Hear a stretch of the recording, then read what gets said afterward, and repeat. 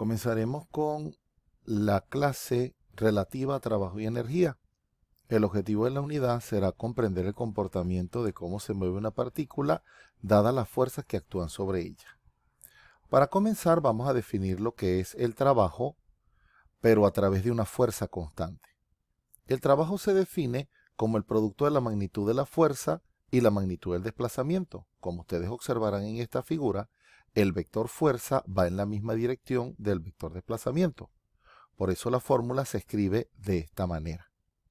Ahora bien, no siempre la fuerza va a estar en la misma dirección de cómo se mueve hacia donde se mueve la partícula. Por eso, nosotros vamos a definir el trabajo realizado como el producto de las magnitudes multiplicada por el ángulo de separación entre ambos vectores. ¿Ok?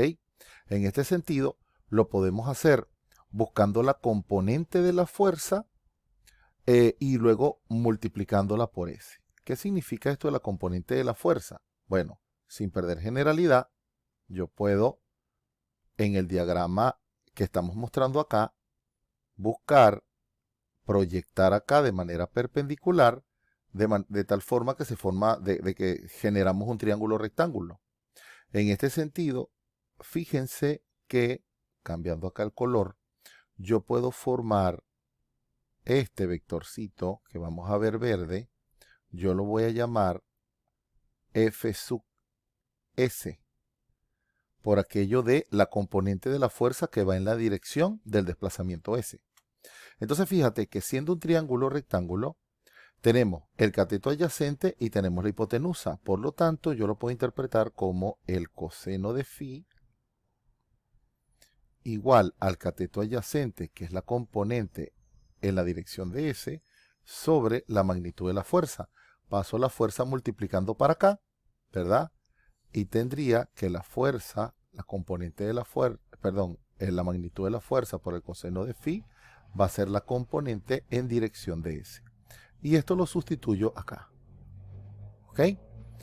Entonces, ¿qué situaciones se pueden presentar? Puede presentarse el caso en donde el ángulo esté ubicado entre 0 y 90 grados. ¿Qué pasaría si el ángulo es de 0 grados? Estamos en la situación inicial. Es decir, si el ángulo es 0 grados, ¿qué pasaría? Estoy en la misma dirección. Este delta de x sería el desplazamiento, o sea, sería lo que se recorre en distancia. Por eso colocamos delta x, que sin drama podemos decir que es equivalente a S.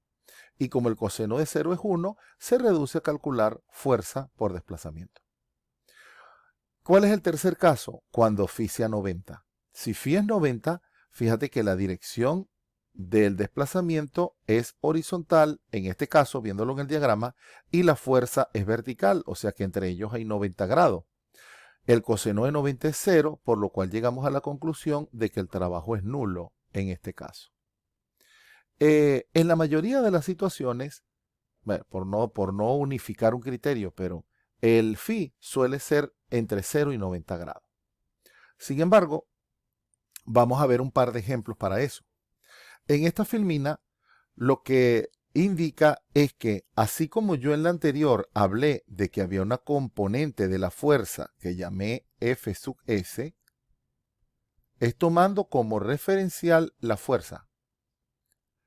Análogamente, yo podría tomar como referencial el desplazamiento. Es decir, que si hago la proyección respectiva, yo en lugar de buscar la componente de la fuerza, yo buscaría la componente del desplazamiento en dirección de la fuerza. Aplicaría el mismo criterio porque ya estaría buscando el cateto adyacente, quiere decir que la componente sería S por phi. Bien, en conclusión, ¿qué podemos decir nosotros? Que el trabajo se define como fuerza por desplazamiento y dependiendo del ángulo de incidencia, estudiaremos el coseno de θ. Ahora bien, las unidades rápidamente, como simple información. En el sistema MKS, al ser fuerza por desplazamiento, sería Newton por metro.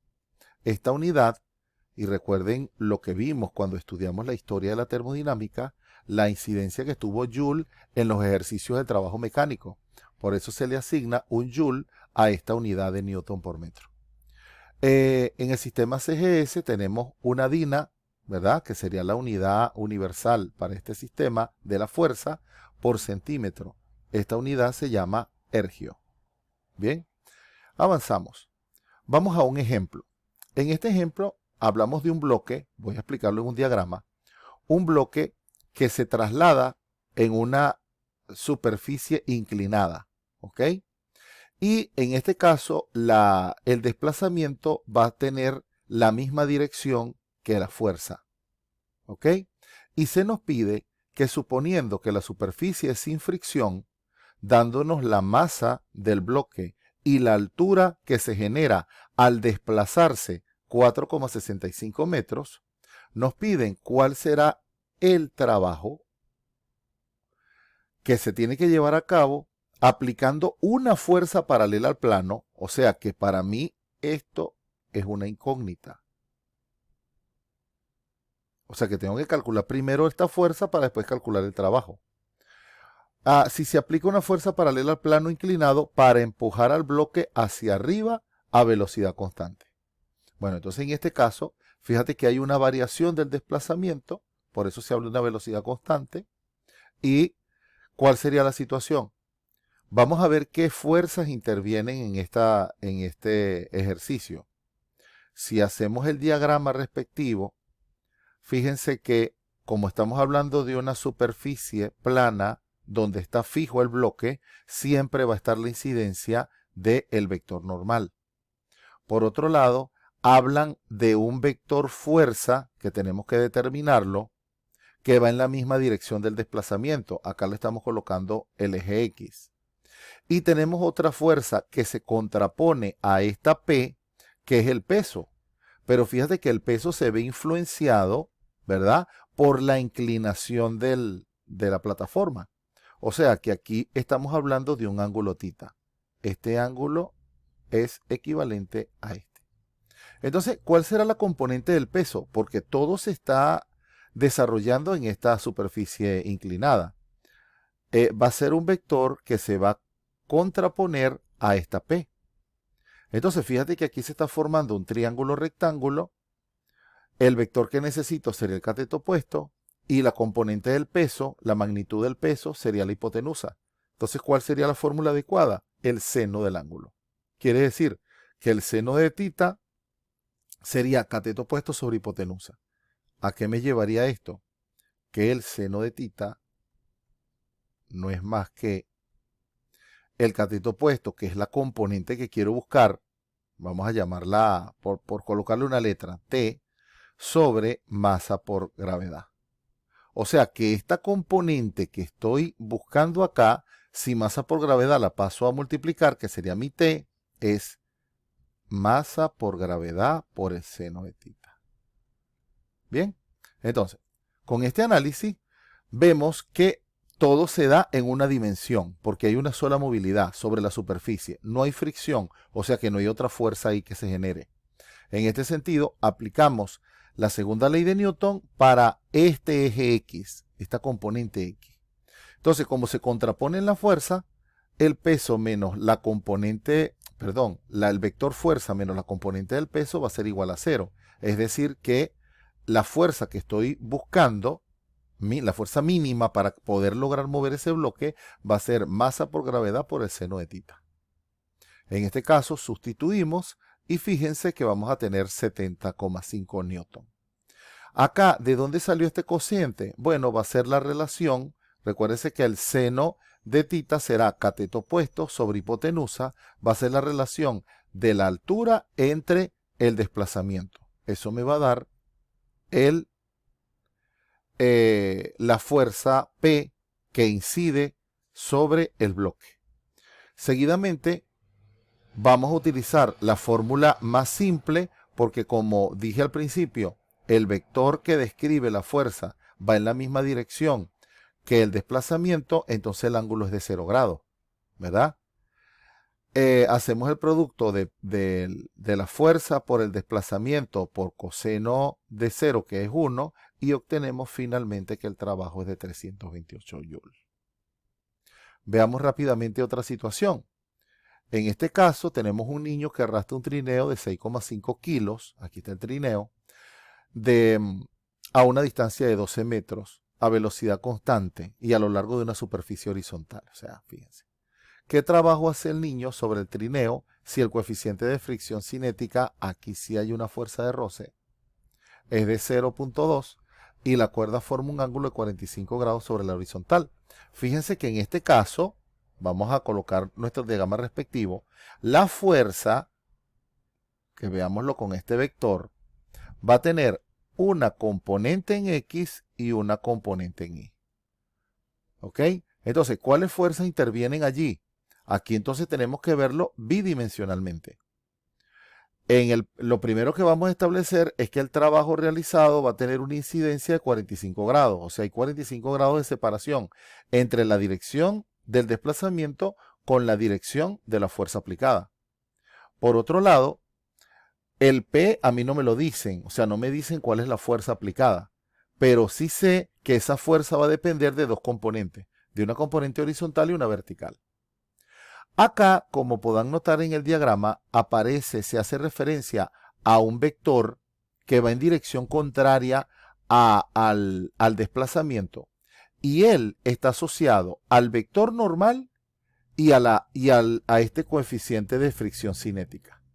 ¿Lo ve? Él va a estar formado por ellos. Pero veamos cómo van a ser los diagramas para cada componente. Si hablamos de la componente X, ¿qué tenemos? Vamos a tener esta componente que la definimos como P por coseno de phi, menos esta función o esta fuerza F, perdón, que va contraria a esta componente, porque recuerden que la fuerza está aplicada en una dirección a 45 grados, pero está hacia el lado positivo, digámoslo así, estableciendo un referencial. Por su parte, la componente Y depende de tres fuerzas. La fuerza generada por el vector normal, ¿ok? La generada por la componente de P en dirección de Y, este que está aquí vertical, y contrapuesta por el peso del trineo, ¿verdad? Que se define como masa por gravedad. ¿Ok? Aquí tenemos el otro diagrama. ¿Qué nos falta decir? Bueno, recordar que la fuerza F depende del coeficiente de fricción cinética y del vector normal. Ahora, estamos teniendo este sistema de ecuaciones. ¿Qué es lo que tenemos que determinar? P. Quiere decir que si yo sustituyo F acá, voy a obtener, vamos a hacer el cálculo para que todo quede perfectamente claro, coseno de phi menos, aquí sería mu sub k por n igual a 0. Entonces, si yo despejo P de acá, ¿verdad? No despejar P, yo lo que quiero es, fíjate que n no va a influir para nada en nuestros cálculos. Ella existe porque es el vector normal, pero la idea sería despejar n. Si yo despejo n, esto sería P por coseno de phi sobre mu sub k es igual a n. Y lo sustituyo acá. Al sacar la cuenta que tendría, yo tendría P por el seno de phi, ¿verdad? Más P por el coseno de phi, de phi, dividido el coeficiente de fricción cinética menos masa por gravedad igual a 0. Y acá saco factor común P y hago el despeje respectivo. Eso me va a permitir llegar a esta ecuación. Esta ecuación, fíjate que todos los datos los tengo, porque tengo el ángulo de inclinación, tengo todo lo que necesito. Sustituyo, consigo P y luego sustituyo en la fórmula inicial del trabajo, colocando como phi 45 grados, de manera que llegamos a 110 joules. Dejamos el video acá, vamos a continuarlo, porque recuerden que hemos hecho una construcción, una explicación del trabajo a través de una fuerza constante. Ahora vamos a hacer la otra situación, que sería utilizar o definir el trabajo a partir de una fuerza variable.